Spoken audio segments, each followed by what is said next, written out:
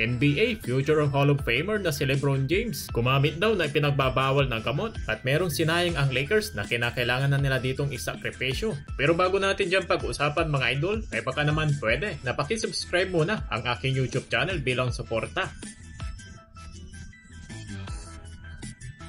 Ilang buwan na nga lang ay muli na nga dito magsisimula ang iba yung bakbakan sa pinakamalaking liga ng basketball sa pinakasikat na mundo ng NBA. Sigurado, marami na naman ditong matitinding manglalaro na ating kakaabangan sa paparating na 2025 at 2026 season ng National Basketball Association na kanalan ditong kanya-kanyang pag-i-improve ng bawat kupunan. Pero hindi talaga dito maiiwasan na meron talaga dito masasakripisyo. Katulad na nga lang dito ng isang guard na masasabi natin talaga na siya ay maasahan at siya na nga binitawan ng kanyang dating kupunan na LA Lakers. Marami nga dito mga fans ang mga nanghinayang para nga dito kay Jordan Goodwin na kung saan nakapaglaro siya dito ng 29 games para sa Los Angeles Lakers at nagkaroon nga rin siya dito ng pagkakataon para makapaglaro nga dito sa playoffs. Sa tinagal ni Jordan Goodwin sa LA, nito lamang na 2024 to 2025 NBA season ay siya ay nag-average ng 5.6 points, 3.9 rebounds at 1 assist, shooting 43% from the field. At ilang araw nga lang matapos na nga siya ditong ni-wave ng Los Angeles Lakers kaya kinuha naman siya dito ng Phoenix Suns itong si Jordan Goodwin kaya muli nga siya ditong nagbalik sa kanyang team na Phoenix Suns. Actually, marami nga sa kanya nanghihinayang matapos na nga siya ditong i-wave ng purple and gold at masakripisyo para makuha nga dito si Marcus Smart dahil mas kinakailangan pa nila dito ng mas matinding depensa para nga dito sa kanilang team, lalong-lalo na ngayon na mas kinuha na nito kanilang bagong sentro na si DeAndre Ayton. Pero masaya naman tayo para kay Jordan Goodwin, at least meron naman siya ditong panibagong team.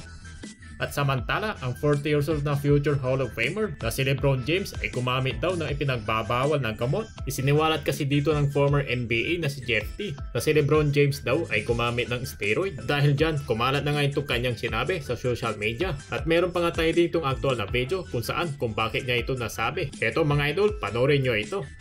He was on steroids, bro. He had to sit out. He was on steroids for real. Like legit was on steroids, bro. Allegedly, but like he had to sit out. But y'all remember when they told him like they there goes the Clutch Sports allegations? Y'all remember that though?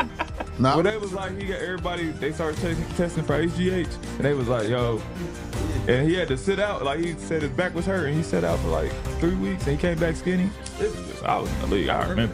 Well, actually, marami talaga dito nagdududa kay LeBron James. Kahit nga sila Kevin Garnett at Paul Pierce ay kanila na nga ditong pinagdudahan na baka nga daw na gumagamit siya ng pinagbabawal ng gamot. Well, alam naman na siguro dito ng bawat isa sa mga well-conditioned na athlete dito nga sa NBA na heto na nga si LeBron James ay grabe talaga siya dito mag-workout at mag-ensayo para na nga dito sa kanyang pag-maintain ng kanyang katawan at pagko-condition. Kaya kahit na tumungtong na siya sa 40 anyos, well, I think isa na nga rin ito sa matinding work ethics ni LeBron James. So hindi natin alam mga idol kung bakit na lang nasabi ito ni Jeff T. Well anyways mga idol, ano naman kaya ditong masasabi nyo?